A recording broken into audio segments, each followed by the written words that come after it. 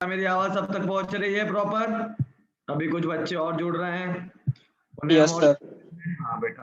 तो सभी बच्चे सबसे पहले तो सभी बच्चे अपने अपने वीडियोस और ऑडियो मतलब अपने ऑडियो बंद कर लो सबसे पहले तो, ठीक है ना। अपने वॉइस हमेशा आप बंद रखेंगे, अपना वीडियो हमेशा बंद रखेंगे। अगर आप वीडियो ऑन रखते हो तो सबका नेट ज्यादा खाता है, तो सबसे बेस्ट पार्ट हमारा यही रहेगा बच्चों की, हम अपना वीडियो क्या है।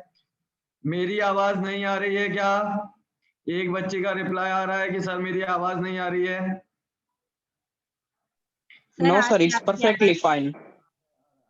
चलो अच्छी बात है। सभी बच्चों का आ रही है बेटा। देखो पूनम बेटा, शायद तुम्हारा एक बार आउट होके वापस से इन हो जाओ, शायद फिर तुम्हें आने लगे। देखो देखो बेटा, 1 मिनट में और चेक कर लेता हूँ एक बार।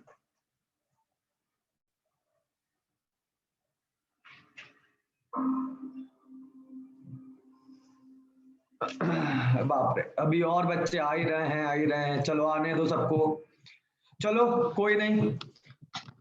एक और बच्ची आ गई, ओ एक और आ गए। सब बहुत सारे मतलब आए जा रहे हैं, आए जा रहे हैं, मतलब इन करना रह रहा है। हो गया ना सही सर? हाँ बेटा, ओके चलो। ओके बेटा, चलो सबको मेरी आवाज पहुंच रही है। वेरी गुड बच्चों। सबसे पहले तो बहुत बहुत गुड आफ्टरनून सभी बच्चों को मेरी तरफ से। तो जैसा कि बच्चों अभी और ही जुड़ रहे हैं बेटा, बहुत सारे बच्चे आ रहे हैं। अच्छा बच्चों, सबसे पहली बात तो क्लास की कुछ चीजें मैं आपको बता दूं, तो वो चीज आपको आगे आने वाली क्लास तक सभी बच्चे फॉलो करेंगे तो सबके लिए अच्छा रहेगा। बच्चों देखो, कुछ रूल जब अपन अपनी क्लास पढ़ेंगे, आप दूसरी भी क्लास पढ़ोगे तो आप कुछ बातों का ध्यान रखो। शायद कई बच्चे फर्स्ट टाइम ऑनलाइन क्लास कर रहे होंगे, मैक्सिमम बच्चे फर्स्ट टाइम ऑनलाइन क्लास कर रहे होंगे जूम पे। तो मैं जूम के जो क्लासेस चलती है, मतलब किस तरह से हम कम्युनिकेट करेंगे, सारी की सारी बातें अपन देखेंगे।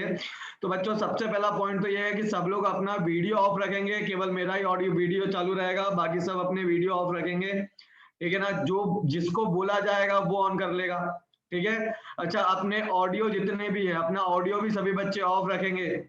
ये दोनों चीजें अपनी ऑफ रखना है, लेकिन टेम्पररी, परमानेंट नहीं, ठीक है। मतलब जैसे कि अगर किसी का कोई डाउट है, कोई कंफ्यूजन है या कोई प्रॉब्लम है किसी को, अगर वो कमेंट में अपना प्रॉब्लम नहीं लिख पा रहा है तो बेझिझक अपने आप को अनम्यूट कर लेना, ठीक है। सब लोग अपने आप को अनम्यूट करने की परमिशन सबको है, मतलब हाँ सब कर लेना, ऐसी कोई बात नहीं है। जैसे कि किसी को सवाल पूछना है और वो नहीं लिख पा रहा है, तो फिर वो बेचारा क्या करेगा? तो क्या करेंगे आप? आराम से अनम्यूट करो। इवन मैं खुद बोलता हूँ कि बच्चों चलो अनम्यूट करो और ये वाला सवाल कैसे होगा ये बताओ, ठीक है ना। सबसे क्वेश्चंस के जवाब में अनम्यूट करवा के लेता हूँ, ठीक है। मतलब यहाँ फिर अगर किसी को कुछ बोलना है तो सबसे अच्छा तरीका ये है, यहाँ तो फिर तुम हैंड रेज करो, बाकी अपन यहाँ से परमिशन दे देंगे। नहीं तो जनरली भी अपना माइक क्या कर लेना, अनम्यूट कर लेना, ठीक है। और आराम से आप अपना सवाल पूछ लेना। लेकिन प्रॉब्लम ये आती है, सबको म्यूट रखने के लिए इसलिए कहा जाता है कि हमारे जैसे कि कई सारे स्टूडेंट है, जैसे कि 35-36 स्टूडेंट अभी जुड़े हुए हैं, सब लोग अपना माइक अनम्यूट कर लेंगे तो हो सकता है उनके बैकग्राउंड में कुछ बहुत डिस्टर्बिंग हो सकता है आवाज आ रही हो, उससे क्या होगा, पूरी की पूरी क्लास डिस्टर्ब होती है।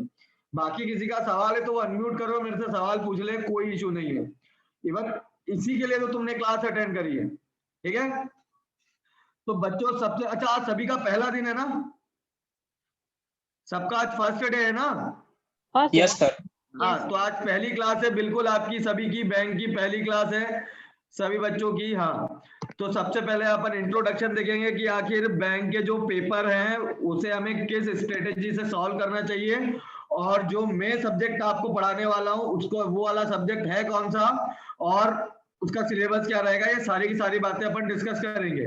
किस तरह से एक बैंक के पेपर में हमें अप्रोच करना चाहिए, ये वाली बात अपन सबसे पहले देखेंगे। आज पूरी इंट्रोडक्शन क्लास है, मेरी भी आज इंट्रोडक्शन क्लास है। जो बाद में सर आएंगे वो भी अपने जो भी सर या मैडम आएगी वो भी आपको अपने सब्जेक्ट का इंट्रोडक्शन दे देंगी। तो जैसे कि मैं आज दे रहा हूँ आपको इंट्रोडक्शन, देखो सबसे पहले अगर हम बात करें हमारे बैंक की, तो बैंक का एक परफेक्ट सिलेबस है, एक नॉर्मल सिलेबस है, और उस सिलेबस पे हमें पूरा का पूरा वर्क करना है। लेकिन याद रखो, बैंक का जो आपका सिलेबस होता है, सबसे पहले बैंक के एग्जाम कितने सारे होते हैं ये तो देख लो। देखो सीआरपी यानी कि वही आईबीपीएस। देखो बैंक कितने सारे महंगे पेपर होते हैं, एक तो आईबीपीएस कंडक्ट कराता है, जितने भी आपके नेशनलाइज बैंक होते हैं, एसबीआई को छोड़कर जितने भी नेशनलाइज बैंक है सब में रिक्रूटमेंट आईबीपीएस करता है। क्लियर हुआ कि नहीं हुआ? और आईबीपीएस लेता है 3 exam, IBPS clerk, IBPS PO और स्पेशलिस्ट ऑफिसर। ये 3 एग्जाम उसके हर साल होंगे। उसके बाद में यही 3 एग्जाम एसबीआई अलग से लेता है, मतलब एसबीआई का रिक्रूटिंग सिस्टम अलग है, लेकिन हाँ पेपर पैटर्न, एग्जाम पैटर्न सब कुछ सेम है। अच्छा, एक होता है आरआरबी यानी रीजनल रूरल बैंक्स। क्लियर हुआ? रीजनल रूरल बैंक मतलब आपके रीजन में जो रूरल यानी ग्रामीण बैंक है, उनके रिक्रूटमेंट के लिए आईबीपीएस अलग से एग्जाम लेता है, आरआरबी। वो आईबीपीएस आरआरबी होता है, मतलब आईबीपीएस जो होता है वो आपके नॉर्मल नेशनलाइज्ड बैंक का एग्जाम अलग लेगा और रीजनल रूरल बैंक्स का अलग लेता है, ठीक है ना? ये ऑफिसर और ऑफिस असिस्टेंट। अच्छा, उसके बाद में एलआईसी। एलआईसी तो जानते ही हैं सभी बच्चे, एलआईसी में डबल एओ, एडीओ और असिस्टेंट, ये 3 एग्जाम हर साल होंगे। इसके अलावा NABARD, SIDBI, RBI, IDBI, United insurance, national insurance, मतलब 4 इंश्योरेंस कंपनी है। गवर्नमेंट इंश्योरेंस कंपनी कितनी है? 4 है, ठीक है? तो वो चारों की चारों एग्जाम। बेटा दशरथ, तुमने हैंड रेज किया है, कोई सवाल है? दशरथ तुम्हारा हैंड रेज है, कोई सवाल है क्या?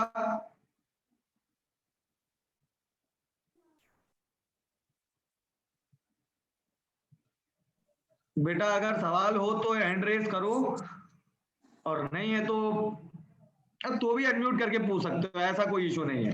तो बच्चों इतने सारे एग्जाम होते हैं साल भर में। 4 नेशनल इंश्योरेंस की कंपनियां कितनी है टोटल? इंश्योरेंस की गवर्नमेंट कंपनियां 4 हैं।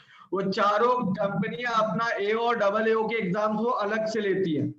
मतलब बैंकिंग से रिलेटेड अगर आप एक साल में अगर आप देखोगे कितने फॉर्म निकलेंगे, तो कम से कम 20 तो मैं यही गिनवा चुका हूं, 20 तो मैं यही गिनवा चुका हूं। और सबसे बढ़िया बैंक होता है बैंकिंग में काम करने के लिए RBI, reserve bank of India, जो कि इन सभी को कंट्रोल करता है। सारे बैंक को कंट्रोल करता कौन है? सभी बच्चे जानते हैं, रिजर्व बैंक। तो हर साल रिजर्व बैंक की भी 2 वैकेंसीज निकलती हैं। एक तो निकलती है असिस्टेंट ग्रेड की और दूसरी निकलती है ग्रुप बी की। बी ग्रेड की अलग से आपका एक एग्जाम होता है। बी ग्रेड में तो बिल्कुल ही मतलब उसमें स्टैटिक्स वगैरह, इकोनॉमिक्स वगैरह बहुत अच्छा सा आपका मैनेजमेंट वाला सेक्शन पूछा जाता है।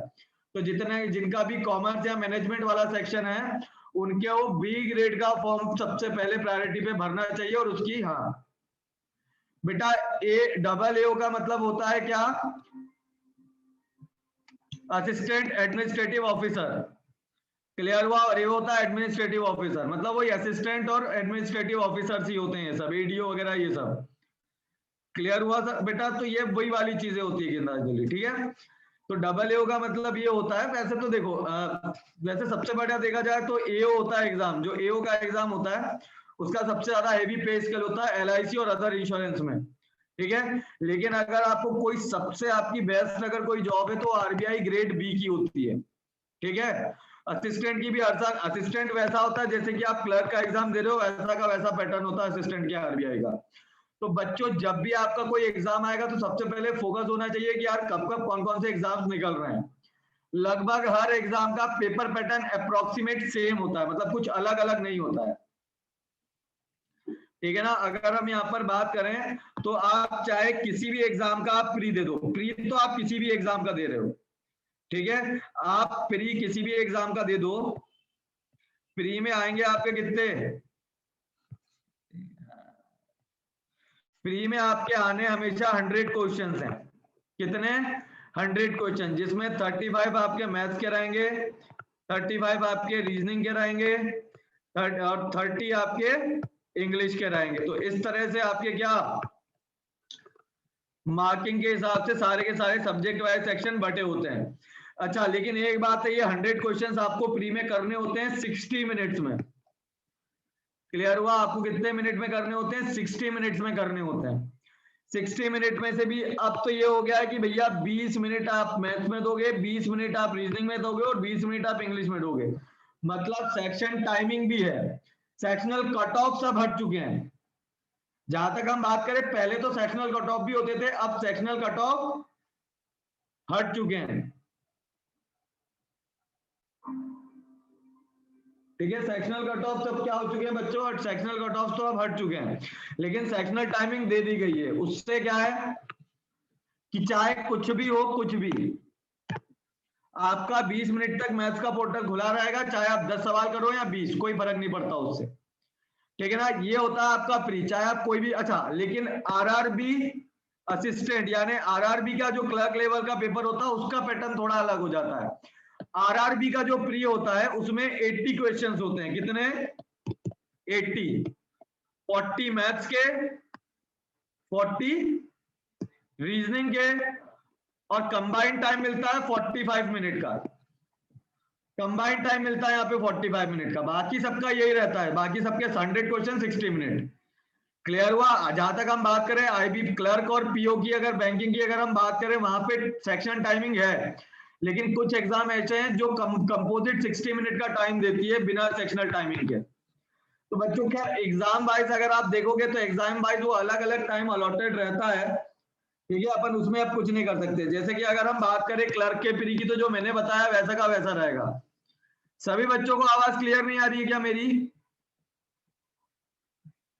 ठीक आ रही है सर। रुको, चलो फिर 1 मिनट मैं करता हूँ।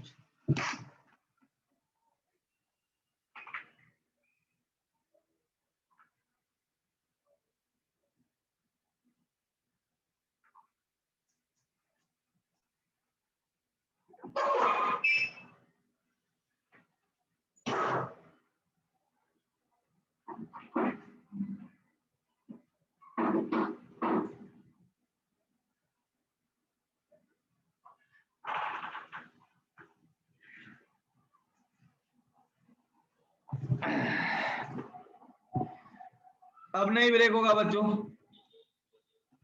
देखो अब क्लियर आ रहा है। Yes, sir. It's perfectly fine. बेटा एक्चुअली देखो, जिन लोगों को बच्चों को ना, मैं सभी से इसलिए पूछता हूँ क्योंकि जिन बच्चों की अगर आवाज क्लियर नहीं आती है ना, एक्चुअली हो सकता है कि उन्हीं का नेटवर्क खराब हो। अच्छा देखो, एक बच्चे का नाम यहाँ पे लगा हुआ है 1+6। तो बेटा ये जो जिनका जिनका डिवाइस नेम आ रहा है, वो डिवाइस नेम चेंज करके अपना खुद का नाम डाल लो बेटा। जैसे कि अगर मुझे तुमसे कुछ कहना होगा या तुमसे कोई सवाल पूछना होगा, तो मैं 1+6 बोलूंगा तो वो सही नहीं रहेगा ना। तो बेटा अपना नाम प्रॉपरली डाल लो 1+6 हटा के। ठीक है? ठीक है। वो बेटा सभी कई कई बच्चे हैं, मतलब ऐसे अलग अलग नाम है कुछ के। तो क्या होता है ना, उसमें टीचर को लगता है कि नाम बोले क्या बोले। ठीक है, बाकी बच्चों का तो सही नाम आ रहा है। प्रॉपरली अपना सिंगल लाइनर नेम लिख दो, छोटा सा इजी सा। ठीक है, तो कई सारे एक्चुअली वो क्या है, कई बार ना कि जैसे कि हम अगर फोन वगैरह से अगर हम इंटर करते हैं तो वो डिवाइस नेम ले लेता है। ठीक है, तो बस वो डिवाइस नेम चेंज करके अपना नाम लिख लिया करो बस। यार उसमें कोई इशू नहीं। तो आपको यहाँ पे दिख रहा होगा एग्जाम पैटर्न। ठीक है ना, ये आपको सीधे मैथ्स के मार्क्स बता रहे हैं। जैसे कि यहाँ पे देखो, सीधी सी बात है, मैं तुम्हें मैथ्स पढ़ाने वाला हूँ, तो यहाँ पे पूरे के पूरे मैथ्स के सेक्शन की सारी बातें हैं। ठीक है ना, देखो कोई भी आप क्लर्क का पेपर दोगे तो ये मैं बता चुका हूँ। क्लर्क, किसी भी क्लर्क मेंस का अगर आप पेपर देते हो, ठीक है ना, तो 50 क्वेश्चन आते हैं, 50 मार्क्स के होते हो, टाइम मिलता है 45 मिनट। आईबीपीएस पीओ का भी आपका यही वाला सेक्शन है प्री का भी। लेकिन मेंस देखो, मेंस में क्वेश्चन आपके 35 आते हैं, लेकिन मार्क्स मिलते हैं यहाँ 60, और टाइम मिलता है कंपोजिट 45, और लेवल हो जाता है बहुत हाई। एसबीआई क्लर्क और एसबीआई पीओ का भी सेम सेक्शन ही है। बस यहाँ पे मेंस वगैरह आप देखो, बाकी के जो एग्जाम्स है बेटा, देखो मेन फोकस वाले अपने ये आईबीपीएस और एसबीआई पीओ और क्लर्क होते हैं। ठीक है ना बच्चों, सब में आपकी 1/4 नेगेटिव मार्किंग होती है। भाई जितना मार्क मिलता होगा उसका 1/4 कट जाएगा अगर आप गलत आंसर करते हो तो इतने सारे आपके अलग अलग एग्जाम्स है जो आप हर साल फिल कर सकते हो। ठीक है। अच्छा, अगर हम बात करें हमारे मैथ्स के सिलेबस की, तो आपको दिख रहा होगा ये आपका पूरा का पूरा सिलेबस। ठीक है ना, जिसमें जो मेन सेक्शन से मैं बता देता हूं बच्चों, एलसीएम एचसीएफ नहीं आता, ये पता नहीं गलत हो गया ये, हटाओ ये। ठीक है ना, ये वाले दोनों सेक्शन नहीं आते हैं। बाकी देखो, आपका जो सबसे पहला सेक्शन आपको दिख रहा होगा सिंप्लीफिकेशन प्लस अप्रोक्सीमेशन। कोई भी आप एग्जाम देख लो, चाहे प्री का चाहे मेंस का। अच्छा, लेकिन पीओ मेंस को छोड़ के ये जो आपको दिख रहा है ना, आईबीपीएस पीओ और एसबीआई पीओ मेंस, ये जो IBPS PO और SBI PO मेंस को मैंने पता है ब्लॉक क्यों किया हुआ है? ब्लॉक मैंने इसलिए किया हुआ है बच्चों कि ये जो दोनों मेंस के पेपर है ना, इनके मेंस के पेपर में केवल डेटा इंटरप्रिटेशन और डेटा एनालिसिस ही आता है। मतलब आपके नॉर्मल आपके जो क्वेश्चन होते हैं profit loss SSC working time के, वो नहीं आते हैं मेंस में, ठीक है ना। इसका जो इन दोनों जो एग्जाम है इनके मेंस में फिक्स है, डेटा एनालिसिस का पेपर है, आपको डेटा इंटरप्रिटेशन आ जाएगी वहां पे, या डेटा सफिशिएंसी के क्वेश्चन आ जाएंगे वहां पे। क्लियर हुआ कि नहीं हुआ? इससे रिलेटेड क्वेश्चन आएगा, पर आपको नॉर्मल आपके नॉर्मल लैंग्वेज बेस्ड क्वेश्चन इसमें नहीं आने हैं, बाकी सब में आते हैं। लेकिन बाकियों का एक मैं बात बता दूं, इनके अलावा जो पेपर होते हैं उन सब में एक चीज फिक्स होती है, सिंप्लीफिकेशन कम से कम 5 नंबर का तो आता ही आता है। लेकिन अगर आप क्लर्क लेवल पे जाओगे ना, तो यही सिंप्लीफिकेशन प्लस अप्रोक्सीमेशन 5 से 10 नंबर पे चला जाता है। मतलब आपका जो प्री के जो 50 क्वेश्चन आते हैं मेंस में, यहाँ पे इस 50 में 10 क्वेश्चन तो आपके सिंप्लीफिकेशन के मिलेंगे, ठीक है। या फिर क्लर्क प्री में भी कभी कभी 10 क्वेश्चन आपको सिंप्लीफिकेशन प्लस अप्रोक्सीमेशन के मिल जाएंगे। मतलब आप कोई भी एग्जाम दोगे, हर एग्जाम में आपको सिंप्लीफिकेशन या अप्रोक्सीमेशन या दोनों प्लस हो गया, आपको 5 से 10 क्वेश्चन हर एग्जाम में मिलेगा। एक और चीज बता दूं मैं, नंबर सीरीज भी 5 नंबर की आएगी, ये फिक्स है, ये चीज फिक्स है, इसको कोई नहीं रोक सकता है। सिंप्लीफिकेशन का 5 से 10 नंबर का आना, नंबर सीरीज का 5 नंबर आना, और एक और का है इनइक्वालिटी का 5 नंबर का आना। समझ में आई कि नहीं आई बात बच्चों? मतलब 5 नंबर ये, 5 नंबर ये और 5 नंबर ये। देखो बच्चों, एक पैटर्न भी रहता है यहाँ पे, अगर सिंप्लीफिकेशन के 10 क्वेश्चन आ गए तो इनइक्वालिटी नहीं आएगी फिर, और सिंप्लीफिकेशन के अगर 5 क्वेश्चन है तो इनइक्वालिटी डेफिनेटली आएगी। मतलब आप ये समझ के चलो, सिंप्लीफिकेशन, नंबर सीरीज और इनइक्वालिटी आपने कर ली तो आपने 35 में से 15 नंबर अपने कवर तो यही कर लिए। मतलब आप सीधे सीधे कितने 15 नंबर तो आपके कवर होगा, ये समझ लो। अभी भी बस 20 नंबर बचे, उस 20 नंबर में मैं बता दूं, अगर मैं प्री के हिसाब से अगर आपको बात कर रहा हूं, किसी भी एग्जाम का आप प्री देख लो, डेटा इंटरप्रिटेशन आपका 10 नंबर का आएगा ही आएगा। डीआई आपका बच्चों कम से कम 10 नंबर का तो आएगा ही आएगा। डेटा इंटरप्रिटेशन वो ग्राफ वाले सवाल, ग्राफ से डेटा आपको इंटरप्रेट करना होता है और फिर सवालों के जवाब देने होते हैं। तो ये आपका बच्चों मान के चलो कम से कम आपका 10 नंबर का तो आएगा, यानी 15 नंबर यहां से कवर, 10 नंबर डीआई से कवर, हो गए तुम्हारे 25 नंबर। अब बाकी के जो टॉपिक दिख रहे हैं, ये 4 टॉपिक तो हट गए, अपने 25 नंबर में आ गए ये 4 टॉपिक। समझ में आई कि नहीं आई बात? ठीक है ना। हाँ, हो सकता है डेटा सफिशिएंसी के सवाल वैसे तो मेंस में ही पूछे जाते हैं। डेटा सफिशिएंसी जनरली मेंस में आता है, प्री में नहीं आता है, क्योंकि वहां पे क्वेश्चन ज्यादा होते हैं, 50-50 क्वेश्चन पूछ लेते हैं वो। तो मेंस के सेक्शन में डेटा सफिशिएंसी आता है, प्री में जनरली आपको देखने को नहीं मिलेगा डेटा सफिशिएंसी, ठीक है। अब यहाँ पे अगर हमने देखा कि हमारे 25 क्वेश्चन तो यहाँ कवर हो गए, अब बचे हुए जो 10 नंबर है ना, वो बाकी के टॉपिक जो आपको दिख रहे हैं उसमें से आएगा। जैसे आपके normal percentage, profit loss, SICI, working time, speed and distance, partnership, ages, mixture and delegation, कितने सारे आपके टॉपिक्स हैं। कंपैरिजन बेस्ड इनइक्वालिटी भी आपके मेंस का सेक्शन में होता है, प्री में नहीं आता है। परम्यूटेशन, कॉम्बिनेशन, प्रोबेबिलिटी, मेंसुरेशन, कितने सारे आपके जो टॉपिक दिख रहे हैं ना मैथ्स में, ये बाकी के टॉपिक में से आपके 10 नंबर का आएगा तो आएगा। और मेंस के हिसाब से अगर मैं बात करूं, किसी भी मेंस के एग्जाम में डीआई तो इंपॉर्टेंट होता ही होता है। मेंस के एग्जाम में data sufficiency, comparison based inequality, जब इनइक्वालिटी बताऊंगा तो समझाऊंगा ये कंपैरिजन बेस्ड इनइक्वालिटी किस चिड़िया का नाम है, परम्यूटेशन, कॉम्बिनेशन और प्रोबेबिलिटी, ये सारे की ये 3 सेक्शन, एक ये वाला है, एक ये वाला है, एक ये वाला और एक ये वाला, ये 4 सेक्शन आपके मेंस के लिए इंपॉर्टेंट है, ठीक है ना। मेंस के लिए ये वाले सेक्शन इंपॉर्टेंट है, जहां पे आपके दूसरे क्वेश्चन नहीं आएंगे तो वो लैंग्वेज बेस की जगह ये वाले टॉपिक्स भर देता है। जनरली प्री में ये नहीं आते हैं, ठीक है, पर मेंस में ये वाले आते हैं। तो हमको सीधी सी बातें देखना तो सारी की सारी चीजें हैं। तो मेंस के लिए DI, data sufficiency, comparison based equality, permutation, combination और प्रोबेबिलिटी, ये मेनली आपका मेंस का सेक्शन हो गया। और बाकी का simplification, number series, data interpretation तो कॉमन है। परम्यूटेशन, कॉम्बिनेशन का अगर एक आध लैंग्वेज बेस में क्वेश्चन पूछ लेगा तो पूछ लेगा प्री के अंदर। तो बच्चों ये अपना पूरा का पूरा सिलेबस है मैथ्स का, ठीक है। मैंने ब्रेक करके आपको थोड़ा क्लियर कराया मैंने कि आखिर सिलेबस यहाँ पर कैसा रहना है। बच्चों एक और बात, प्री में आपके 35 क्वेश्चंस आते हैं यहाँ। चलो अगर मैंने माना ओवरऑल चलो 35 क्वेश्चन के हिसाब से मैं बात कर रहा हूँ, exam to exam vary to vary होता रहेगा, टाइमिंग वाइमिंग वो सब। अब हर एग्जाम के हिसाब से मैं बात नहीं कर सकता हूँ। एक कॉमन में एग्जाम्पल लेता हूँ, जैसे कि अगर आपके एग्जाम में आपके 35 क्वेश्चन आते हैं मिनिमम, ठीक है ना, मैथ्स के कितने क्वेश्चन आए 35, तो एक बात बच्चों अपने दिमाग में ध्यान से बिठा लो, 35 क्वेश्चन आते हैं तो 35 के 35 क्वेश्चन अटेम्प्ट करने के नहीं होते एग्जाम में। समझ में आई कि नहीं आई बात? 35 के 35 क्वेश्चंस आपके अटेम्प्ट करने के नहीं होते हैं, ठीक है। हाँ 35 में से मैक्सिमम आप कितने बना सकते हो वो कहानी होती है यहाँ पर। अगर आपके पास क्वेश्चन आसान है तो आप 35 के 35 क्वेश्चन अटेम्प्ट कर लोगे। क्वेश्चन पेपर मॉडरेट आ गया तो आप 25 से 30 बना पा रहे हो। अगर पेपर हार्ड लेवल का आ गया तो आप 20 से 25 क्वेश्चन बना पा रहे हो। तो ये वाली चीजें होती हैं बच्चों। पेपर कभी कभी जैसे कि जहां तक आप पीओ वगैरह के क्वेश्चन देखोगे बहुत ज्यादा लेंथी आ जाएंगे। क्लियर हुआ कि नहीं हुआ बच्चों? तो याद रखना हमें अपना टाइम बचाना है, क्योंकि ये 35 क्वेश्चन करने तो हमें 20 मिनट के अंदर है, ये भी तो सोचो 20 मिनट में 35 क्वेश्चन करने हैं। तो बच्चों ये बात ध्यान रखना, सारे क्वेश्चन अटेम्प्ट करने के नहीं होते हैं। हर बार आप सारे के सारे क्वेश्चन अटेम्प्ट कर लो ऐसा कोई जरूरी नहीं है, और ना इसमें कोई टेंशन वाली बात है कि हमसे 5 क्वेश्चन छूट गए।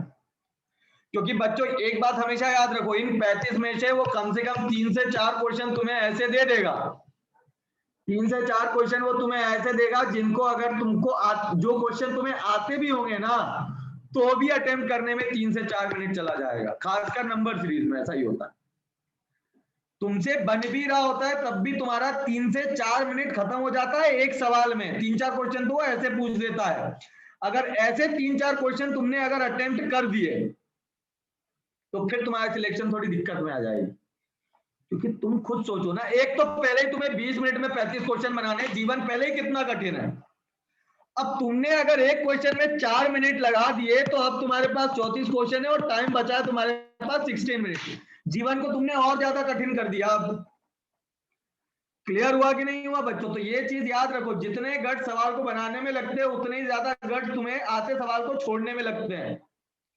अगर तुम्हें पेपर में कौन सा सवाल नहीं करना है, अगर इसकी इंफॉर्मेशन तुम्हें अच्छे से या ये वाली चीज अगर तुम्हें पता है ना, तो ये मान के चलो आधा सिलेक्शन तो तुम्हारा ऐसे ही हो जाएगा। क्योंकि बच्चों हमें टाइम बर्बाद नहीं करना है, हमारे पास टाइम बहुत कीमती होता है। वो ये 35 क्वेश्चन कोई तुम्हें 3 घंटे में करने को बोले तुम 35 के 35 अटेम्प्ट कर लोगे, लेकिन मेन टास्क होता है 35 क्वेश्चनों को 20 मिनट्स में करना। ये अपने आप में बड़ा और बड़ा शानदार टास्क होता है।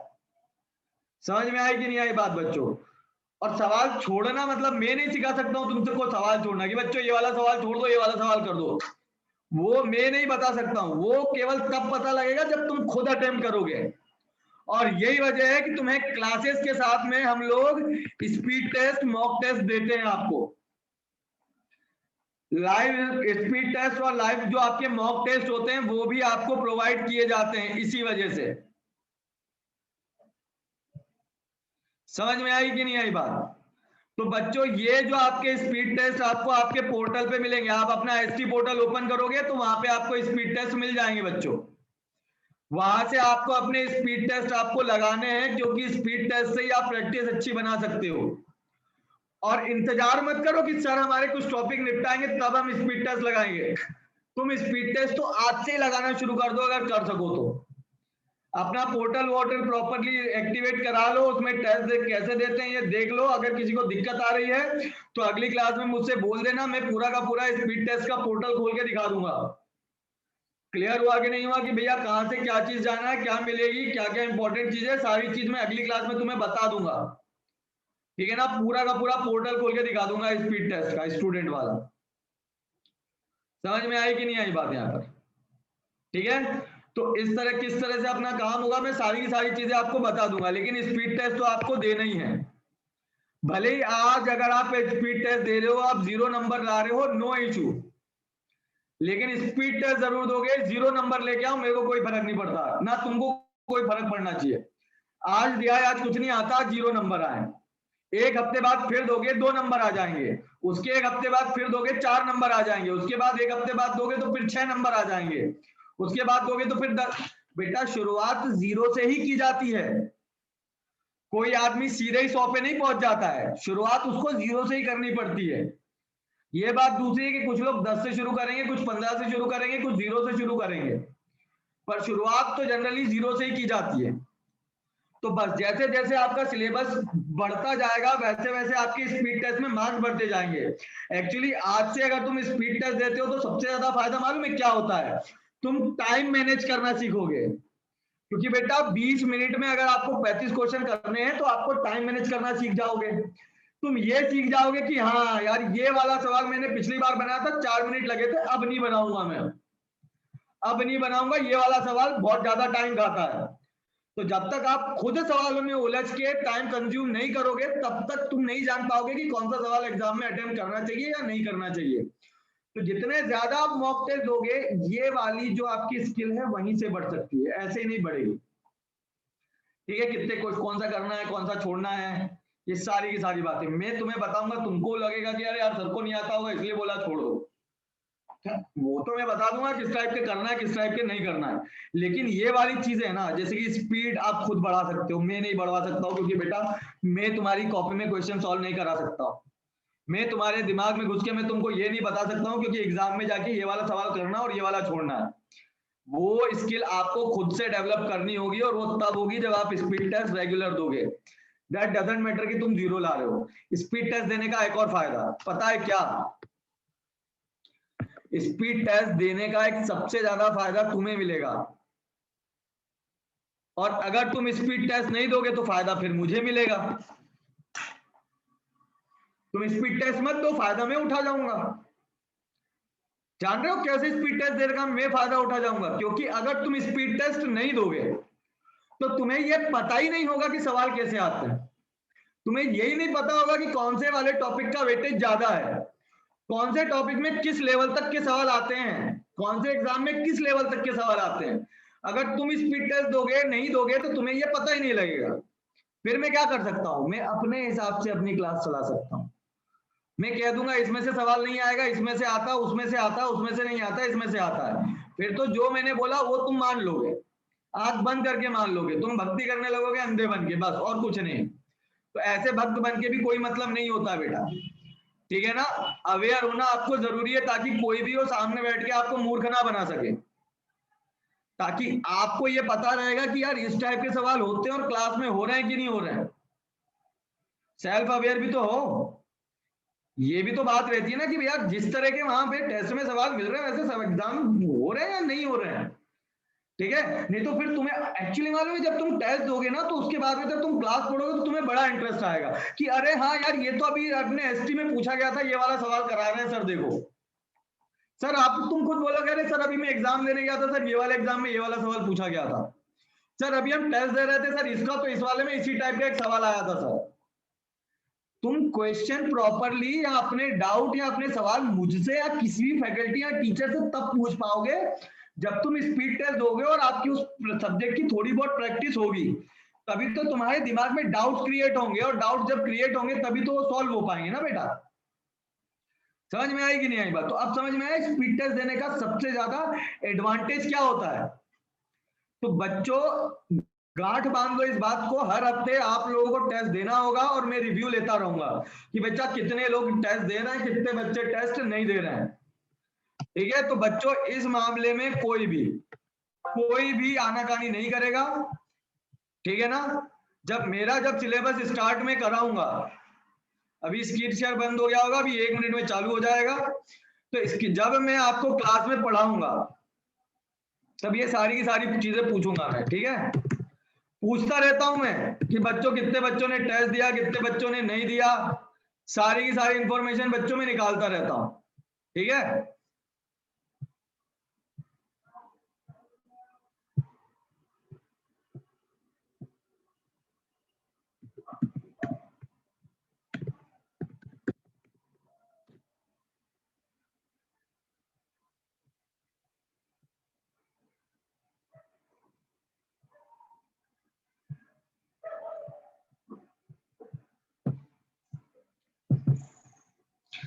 देखो बच्चों आपको सामने स्क्रीन पर एक वेबसाइट खुली हुई दिख रही होगी अपनी एसटी पोर्टल की, ठीक है।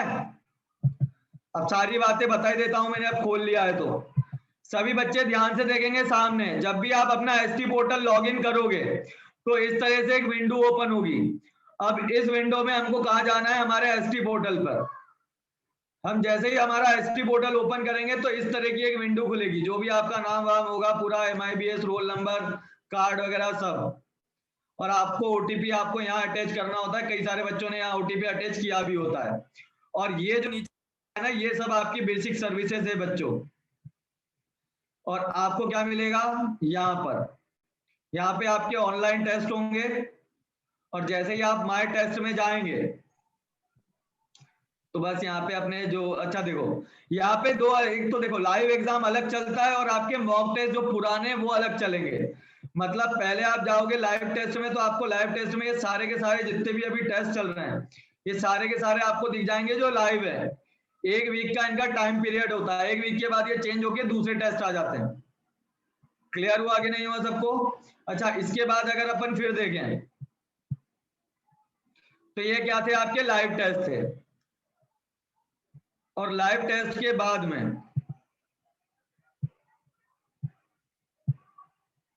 अगर आपका कोई टेस्ट आपसे छूट गया, जैसे कि आप इस हफ्ते का लाइव टेस्ट नहीं दे पाए, तो यहाँ पे आप लाइव मॉक टेस्ट में चले जाया करो। मतलब जो लाइव टेस्ट खत्म हो जाता है, लाइव टेस्ट खत्म होने के बाद में वो वाले टेस्ट यहाँ पे आ जाएंगे आपके मॉक टेस्ट के लिए। रीजनिंग का अलग से सेट दे सकते हो, मैथ्स का अलग अलग एग्जाम्स के लिए। देखो कितने सारे मॉक टेस्ट आपको मिल जाएंगे। तो लड़की मांगने निकल पड़ा गाड़ी पूरे से हेलो बेटा, किसी का माइक अनम्यूट हो गया है, प्लीज म्यूट कर लें। पहले का तो चुकाने का तुमसे, अब और म्यूट रखा करो यार बेटा। तो ये सारी की सारी चीजें बच्चों, बस आपको करना क्या है, यहाँ स्टार्ट कर देना, आपका एक पोर्टल खुलेगा और आपकी कहानी शुरू टेस्ट की। तो या तो यहाँ से आप टेस्ट दो या लाइव मॉक टेस्ट दो, आप कोई भी आप टेस्ट दे सकते हो अपना एसटी पोर्टल पे। अच्छा, एक और चीज बता रहा हूँ मैं, बहुत इंपॉर्टेंट है। एक और चीज बताना है। 1 मिनट।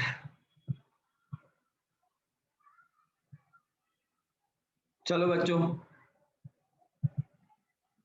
यहाँ पे अगर हम देखें तो, अच्छा एक चीज और, ये ऑनलाइन क्लास वर्कशीट दिख रहा है, ये ऑनलाइन वर्कशीट ये तुम्हारे काम की, बहुत ज्यादा काम की चीज है। जैसे ही तुम इसके में एंटर करोगे, अपना कोर्स डालो बैंक, अपने को कौन से सब्जेक्ट की वर्कशीट चाहिए, मैथ्स की। उसके बाद में अपना टॉपिक आपको दो दिख रहे होंगे, bank regular, bank special. Bank special में जाओगे तो आपको डेटा इंटरप्रिटेशन, परम्यूटेशन, कॉम्बिनेशन और इनइक्वालिटी की आपको वर्कशीट मिल जाएगी। वर्कशीट आप समझ रहे हो? वर्कशीट मतलब जो हमारा टॉपिक यहाँ हो गया है, अब उसके प्रैक्टिस के आपको क्वेश्चन करने हैं। तो प्रैक्टिस के आपको क्वेश्चन यहाँ से मिल जाएंगे सीधे सीधे। ठीक है, जैसे कि आपको परम्यूटेशन कॉम्बिनेशन की वर्कशीट चाहिए, सीधे सीधे इस पे क्लिक किया, सर्च मारा और लो यहाँ पे आ गया आपका। बस यहाँ से आपको क्या करना है, आप डाउनलोड कर लेना है। यहाँ से आप जैसे ही अपना डाउनलोड करोगे तो ये आपकी वर्कशीट खुल जाएगी। ठीक है, अच्छा इसके बाद में ये तो हो गया हमारा स्पेशल की बात। अब हम आ जाते हैं अपने रेगुलर पे। रेगुलर पे अपने वही percentage, profit loss, SI CI, working time, ये सारी की सारी कहानी। जैसे कि मान लो अगर अपना, मान लो अपन ने परसेंटेज पढ़ लिया और परसेंटेज के सवाल अगर आपको लगाने हैं, प्रैक्टिस करनी है, तो बस यहाँ पे सर्च करा और यहाँ से हमने क्या किया, इसका पीडीएफ डाउनलोड मार दिया। यहाँ से आओगे, यहाँ से आपका पीडीएफ आपका डाउनलोड हो जाएगा। देखो ये हो गया। ठीक है, तो बच्चों इस तरह से आप क्या कर सकते हो, अपनी प्रैक्टिस के लिए भी क्वेश्चंस वहां से आप डाउनलोड कर सकते हो। ठीक है ना, तो बड़ी आसानी से काम चलेगा आपका वहां पर। समझ में आई कि नहीं आई बात बच्चों? अच्छा एक और चीज, सारी इंफॉर्मेशन तो यहाँ मिलती रहेगी।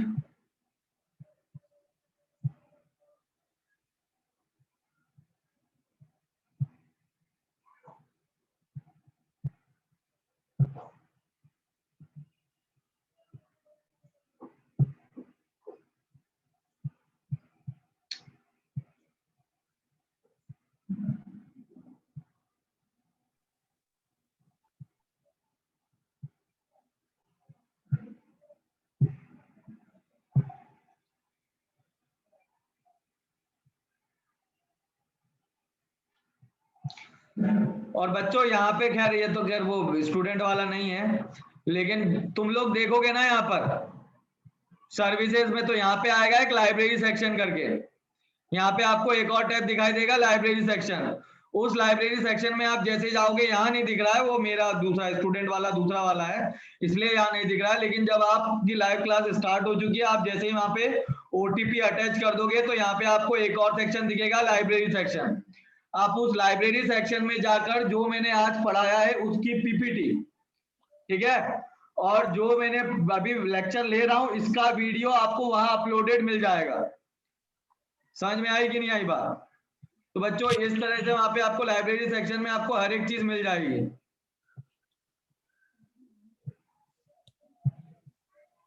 मैं देखता हूँ इस वाले में मिलेगा क्या।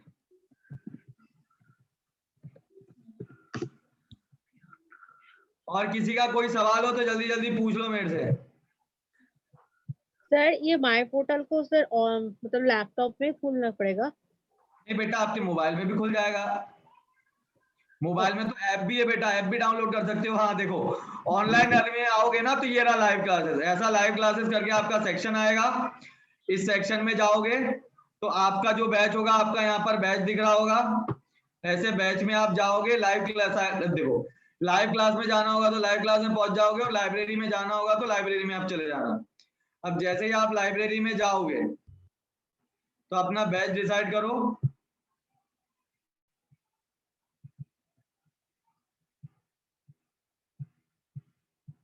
एक मिनट,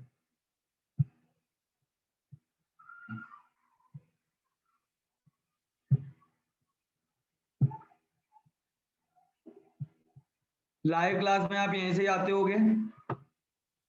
ये जो लाइब्रेरी सेक्शन दिख रहा है ना बच्चों, बस यहाँ पे आपको सिलेक्ट करना होगा।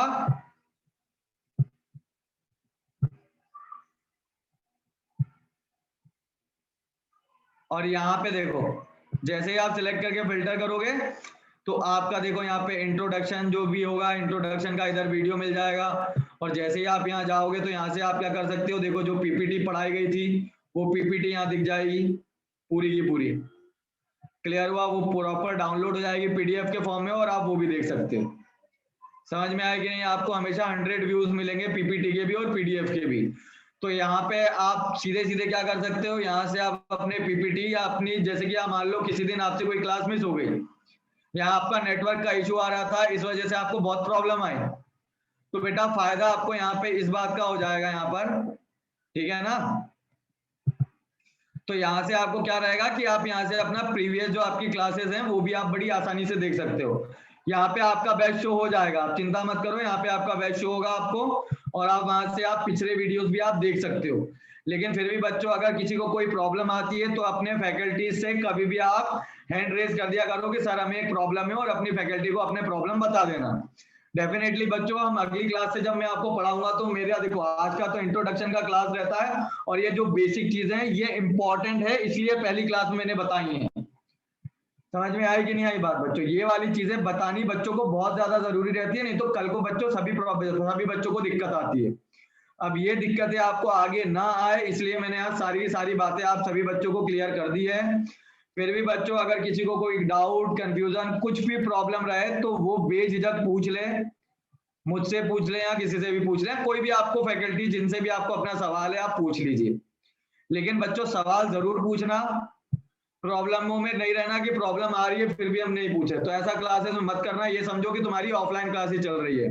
डाउट आएगा बेझिझक, मतलब जैसे मैं तुमसे बात कर रहा हूं ना, ऐसे तुम म्यूट करके मेरे से बात करो, बीच में अनम्यूट करके बोलो कि सर मेरे को एक प्रॉब्लम है, बेझिझक बोलो, और डरना तो बिल्कुल नहीं है, ठीक है ना। देखो तुम अगर ये सोचोगे कि अगर मैं कोई सवाल पूछ रहा हूं तो सब बगल वाला क्या सोचेगा, तो बगल वाले की टेंशन मत लो, वो सवाल तुम्हारे बगल वाले को भी समझ में नहीं आया जो तुमको नहीं आया, ठीक है ना। तो इस बात की चिंता मत किया करो, ठीक है बच्चों।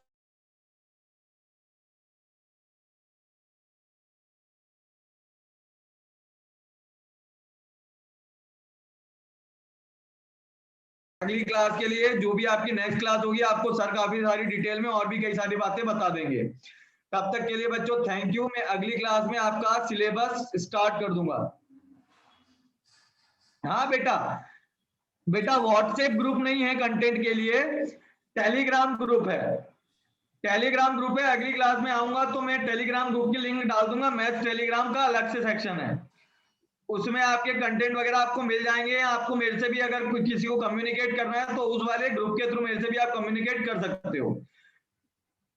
बेटा बेसिक में सारी बातें, मैथ्स की मेन बेसिक बातें तो मैं अगली क्लास में बताऊंगा, क्या करना होगा क्या नहीं करना होगा। सबसे पहले तो आपको अपनी स्पीड बढ़ानी होगी, और स्पीड बढ़ाने के लिए, हाँ बेटा नेक्स्ट क्लास आज ही होगी, मेरी नहीं नेक्स्ट क्लास होगी। देखो आपकी 2 घंटे की क्लास है ना, सुनो आपकी 2 घंटे की क्लास है, आपकी 3 से 4 मैंने लिया है। हाँ बेटा मैं बेसिक से ही स्टार्ट करूंगा, टेंशन मत लो, मैं बिल्कुल बेसिक से। अभी अगली क्लास में देखना मैं स्क्वायर रूट निकालने सिखाऊंगा तुम्हें, अब उससे ज्यादा बेसिक और क्या, मल्टीप्लिकेशन की कुछ शॉर्ट ट्रिक बताऊंगा मैं, अब इससे ज्यादा और बेसिक क्या, मतलब बेसिक से ही सिखाऊंगा मैं, सीधे ऊपर नहीं लेके जाऊंगा। मैं पहले 0 लेवल क्लियर करूंगा, फिर फर्स्ट लेवल, फिर सेकंड लेवल, फिर थर्ड लेवल, ऐसे धीरे धीरे करके मैं लेवल बढ़ाऊंगा। तो बच्चों आप ये बात की टेंशन मत लो कि एकदम से हाई लेवल नहीं पढ़ाएंगे बेटा, सभी को पता है, सभी आधे से ज्यादा बच्चे अभी बिल्कुल फ्रेशर होंगे। आधे बच्चों को तो यही प्रॉब्लम आ रही होगी कि यार ये वीडियो में कैसे पढ़े कैसे नहीं पढ़े। ठीक है, आप टेंशन मत लो बच्चों, आपके जो भी प्रॉब्लम्स हो आप मेरे से अगली क्लास में पूछना। रोज का टाइमिंग देख बेटा, आपका रोज का टाइमिंग रहेगा 3 से 5, 3 से 4 मैं ले रहा हूं, 4 से 5 आपकी दूसरे सब्जेक्ट की क्लास है। 3 से 4 जैसे मैंने लिया है, ऐसे 4 से 5 अभी आपकी दूसरे सब्जेक्ट की क्लास होगी। ऐसे 2 घंटे डेली आपकी क्लास चलनी है, डेली, ठीक है ना। हाँ एक दिन मैथ और जीए रहेगा, अगले दिन रीजनिंग और इंग्लिश रहेगा। क्या ये शेड्यूल वाइज चेंज हो सकता है, कभी मैथ्स की लग गई रीजनिंग की जगह, कभी ऐसा हो सकता है, मतलब इसको पत्थर की लकीर मत मानो, लेकिन एक बात पत्थर की लकीर है, वो है 3 से 5 में आपका बेस्ट टाइमिंग है, आपको 2 घंटे में 2 क्लासेस आपको मिलेगी। ठीक है, चलो बच्चों अब हम चलते हैं, अपन मिलेंगे अब कब, अगली क्लास जब भी मैथ्स की लगेगी तब। लेकिन सभी बच्चे अभी 4 बजे आपकी दूसरी क्लास है, दूसरी क्लास की लिंक भी दूसरी होगी बच्चों, इसी लिंक से एंटर नहीं करोगे कोई। अच्छा देखो एक और चीज, ओके बेटा एक्सप्लेन, वो जब क्वेश्चन आएंगे तो मैं एक्सप्लेन प्रॉपर कर दूंगा, वैसे बच्चे ये बाइलिंगुअल है। ठीक है, देखो एक सबसे अच्छी बात मालूम है क्या, एक सामने आप सभी को एक पोल दिख रहा होगा बच्चों, सबके स्क्रीन पे अभी एक पोल दिख रहा होगा। सभी बच्चे, आपको 5 सवाल यहां पूछे गए हैं, आपको 5 सवाल के जवाब देने हैं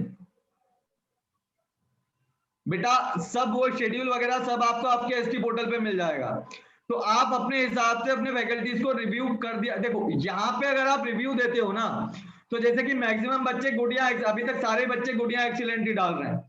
जैसे कि अगर किसी बच्चे को प्रॉब्लम होगी, नहीं समझ में आया होगा, वो एवरेज यहाँ पूरा डाल देता है यहाँ पे, तो मुझे ये समझ में आ जाता है कि कौन से, मतलब कौन से कितने बच्चे ऐसे जिनको प्रॉब्लम आ रही है, और वहां से हम क्या कर सकते हैं, अपनी सर्विसेज को हम और ज्यादा इंप्रूव कर सकते हैं, यहाँ हम अपने आप को और भी ज्यादा इंप्रूव कर सकते हैं। लेकिन क्लास में 45 बच्चे, वोट अभी तक 20 लोगों ने किया है, सभी बच्चे वोट करो जल्दी।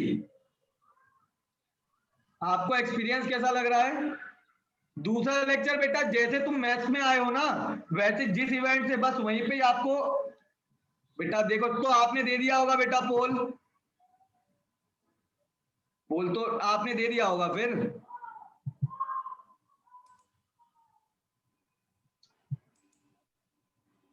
अच्छा तुम्हारे इसमें पोल का ऑप्शन आ रहा, पोल को क्लिक करो। हाँ बेटा iOS में नहीं है, iOS में नहीं है, प्ले स्टोर पे है, iOS पे नहीं मिलेगा, मेरे को भी नहीं मिलता मेरे iOS पे। ठीक है, हाँ मतलब एंड्रॉइड पे ही मिलेगा बेटा वो। ठीक है, चलो ओके बच्चों, थैंक यू। मतलब चलो वैसे अभी मैंने पढ़ाया नहीं है, लेकिन सभी बच्चों के रिव्यू बड़े अच्छे आए हैं, उसके लिए थैंक यू।